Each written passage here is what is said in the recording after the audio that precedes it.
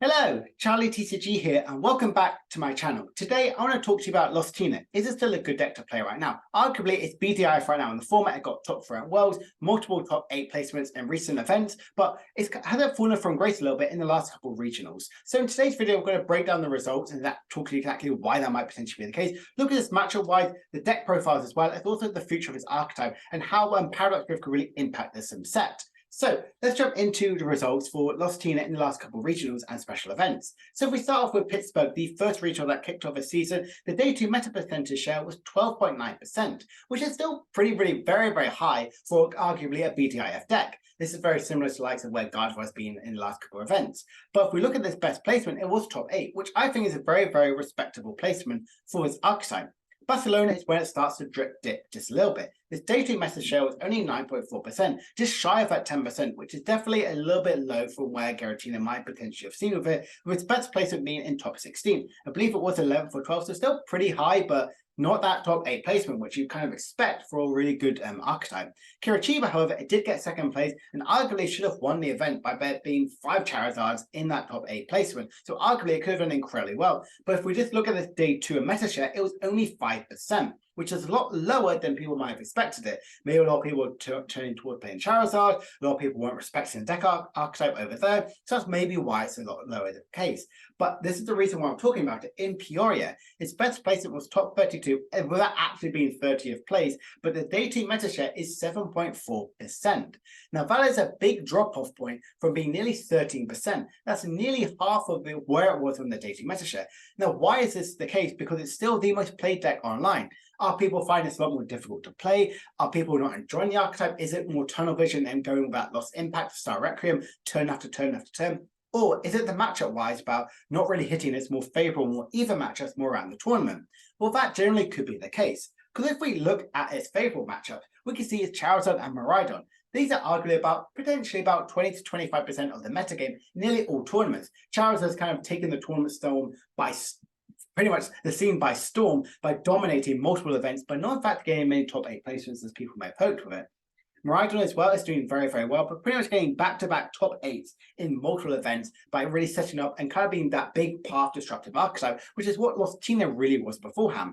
But if we look at its unfavorable matchups, we can see this Lugia and Rapid Strike box. Colorless Lugia was probably the most hyped about and most talked about deck online going into Peoria Regionals. And the Lost Tina does not have a good matchup into it. Sableye and Star Requiem don't go into Snorlaxes, and Lugia have V-Guard energy, so it's very difficult to get these big one-hit KOs on these type of archetypes, while Rapid Strike box can be very detrimental by having a huge amount of HP, bench sniping, and taking extra turns can be very scary. In the even matchups, we can see there's Gardevoir and Mew VMAX.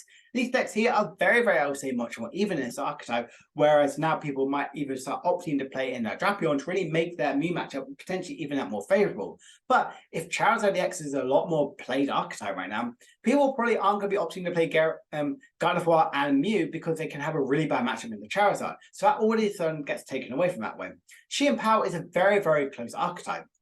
I pretty much mean if you can keep a path to stick and constantly getting these big one-hit KOs and targeting Frigibaxes with the likes of your Greninja and Sableye, you can have a really good time. But Xianpao, the more Canadian turbo build, is a lot more aggressive in kind of like, hey, your path can't stick, I'm going to go through this deck as quick as possible and make sure that you can't really play as many cards as possible and really win that way. So potentially Xianpao can even fall into a little bit unfavorable or favorable depending on how you play the archetype.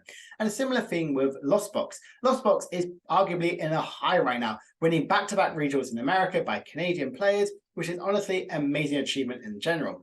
But there are obviously 2 ways to play it in the archetype. You can go the single prize route by playing loads of your Sableyes, Cramorants, and Greninja and hoping to get some sniping damage that sort of way. Or you can try and get a Giratina set up and making sure that it's very difficult for them to deal with it. And if they're playing a single prize Lost Box deck, you're in a much more favorable position because having a really big one-hit KO the Giratina. Or if they're playing the 2-prize version, you've got to hope they don't get Dragonite with a choice put on as quick as possible. So that potentially could be the reason why. If we look at matchup-wise, Charizard and Miraidon are definitely a lot more targeted options, so people might be playing a lot more decks to really kind of go into that favorable matchup when they're trying to tech against the matchup as much as possible. So Lost Tina can kind of like fall by the wayside a little bit as some of its more even matchups are kind of a lot less playing them because they're a lot more less favorable into Charizard and Miraidon. So right now, let's look at some of the deck archetypes right now in the more common sort of builds about them, and talk to the reason why potentially these should be really played in these sort of upcoming tournaments. So if we look at the Kirishima second place list, it's a very, very standard sort of deck. More things that can be really noticed about this one, they do play 4 switch cards, 1 Ultra Ball, and 3 copies of Jet Energy. More common builds are definitely going more of the 4 Jet Energy over some of the high counts of switching item cards. Jet Energy is an absolutely busted sort of card right now in this sort of deck. By switching around your comfies as easy as possible, and also having a retreat option for your comfies at the start of your turn, which is absolutely amazing. 1 copy of Ultra Ball is definitely a lot more intriguing in this deck, but you have so much draw capability with the likes of Comfy, Greninja, and Chorus. Having that Ultra Ball kind of like makes you guarantee you can get your Giratina V-Star or any Pokemon you may want to have, but it comes with the effect of discarding some cards. Yes, you potentially could get rid of your battle if you have P-passes you don't get in the early game, but right now I generally think it's kind of a bit of an interesting sort of choice in the style deck here. I do like the 2 Roxannes. A deck's kind of like focusing more on maybe going with 2 Roxanne and 1 Iono, or just one of each, because I like having that variety of destructive capability. A lot of people have now kind of come to expect that they do play 2 destructive supporters. Back in the day, it used to be if you played 2 Roxannes, it was a big surprise. So if you lost someone, it's okay. But right now, people are kind of expecting that. So that's definitely something to really consider. As well as also the 3 copies of Super Rod, kind of going in with maybe playing the Ultra Ball, so you can get rid of some of these Pokemon in the early game and discard and shuffle them back in with Super Rod, so you can constantly review some of the likes of Mirage Gate. So I generally think the second place is very sort of standard for Lost Zone Tina. Now, if we look at Pittsburgh, the other really good placement list, and here the top 8-1, it's very different sort of story. We then go with the 4 Jet Energy, only 2 Super Rod, 1 Lost Vacuum, 1 Iono, and also we go to the 3-2 split of Switch Card and Escape Rope. A little bit different to what we've expected with it. So does this increase your matchup a little bit? Well, it helps more of your draw consistency. I like having the high count of Jet Energy, because not only does it feel the likes of Lost Impact, it also helps with the switching capability, it helps with retreat option, but also I generally think having that 4 Jet Energy is honestly incredible. Lost Vacuum is a little bit more thinking about you don't want to have you under your own lot of path to peaks, because you want to be drawing with Greninja, so that potentially could be the reason why they do play a Lost Vacuum.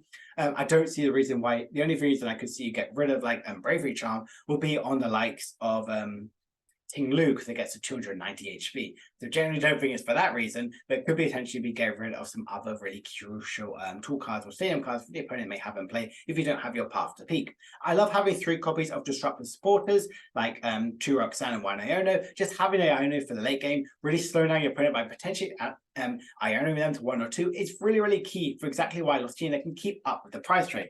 Now, if we look at this top 16 list, it's a little bit different, but it is played by Isaiah Bradner, and I believe it did in fact come 9th. So why talking about this one? Well, there are quite a few standout cards in here. It does play 1 copy of Switch, 1 copy of Pokegear, still plays the 2-1 split by Roxanne Iono, 1 copy of Drapion, and 1 Water Energy.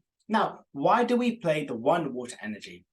The big reason in there is because if you bench Giratina, your Greninja, you get rid of Water Energy, your Lost Zone of Water Energy, people instantly go, oh shoot, you're going to attack me with Moonlight Shuriken. I'm going to bench Manaphy. You could potentially bench lock your opponent before even doing anything really important with this one. So you're already baiting your opponent to doing that one, but you're only really focusing on your energy to go on your Giratina V and V Star. So I really like that inclusion of this list.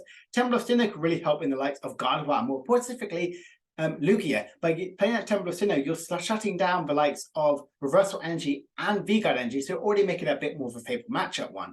And that Pokegear could easily get you that turn 2 Chorus Experiment if you go you're going second, or potentially if your second turn of the game, that Chorus Experiment is draw as quickly as possible, which I really, really love. And I switch, obviously, to switch out the Giratina. Drapion does make your Mii matchup a lot stronger, and also helps you in that Gardevoir matchup as well by Mirage Gating and Illusion Energies to that Drapion, which I generally think is quite a nice inclusion in the deck. I do think all of these lists have their merits. All of them really help in the sort of matchup wise. I think if you're thinking about more tech version, this is definitely the right version for the list.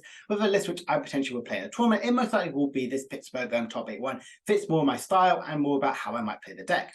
But if we just look ahead of the archetype right now, could we see a return with a higher dating method presented this weekend? It might finally get a win right now, but honestly, we're having a lot of hate, I would feel like, in the last couple of weeks, and also people kind of like maybe refining their Lugia list to be a lot better. I generally don't know if Giratina could really keep up the metagame. It's a lot of people I'm hearing about it. Is it harder to play than Lost Zone box?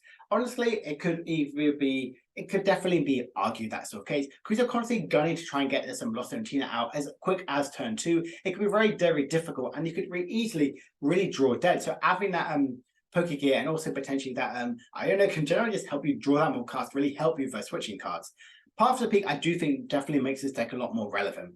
And potentially could really make it a really powerful archetype. Like I mentioned, if Charizard, Miraidon, if you look at even the likes of Mew, if you look at the likes of Gardevoir, Shein Pao, and even Lugia and Rabbit Box, all of these decks evolve around rulebox Pokemon with abilities. So this is one of the only decks right now in the format which doesn't really evolve around that one. You do play a Greninja, but you can still function without it. So generally, Path to the Peak could really keep this deck a lot more relevant. Right now, no new cards that I've seen are going to be added to Paradox Rift. So again, we're very much going to be focused on a similar list for about potentially 3 sets right now, which is honestly crazy to really think about. But right now, I do think that Giratina could potentially be a good play for the San Antonio Regionals happening over in a couple days' time. Actually, it's tomorrow by the time this video gets uploaded.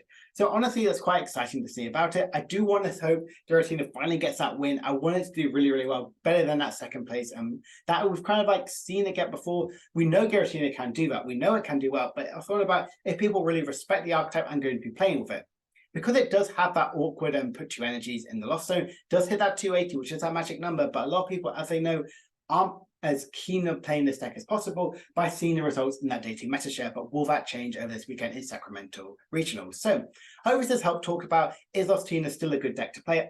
My honest opinion is still yes. It's still very powerful. It's very much meta dependent. If you're going to think about it, it's going to be lots of Lugia, then Lost Tina isn't a really good play for the tournament. But if you're expecting there to be lots of Charizard, you have a really good matchup against your Lost Zone and Shein Pao and Gardevoir matchups, I would say definitely play your Lost Zone Tina. It's still doing very, very well overall, but right now it's not getting results potentially it might have deserved. So I hope you enjoyed this video. I'll be back in a couple of days' time with another video then. See you guys then.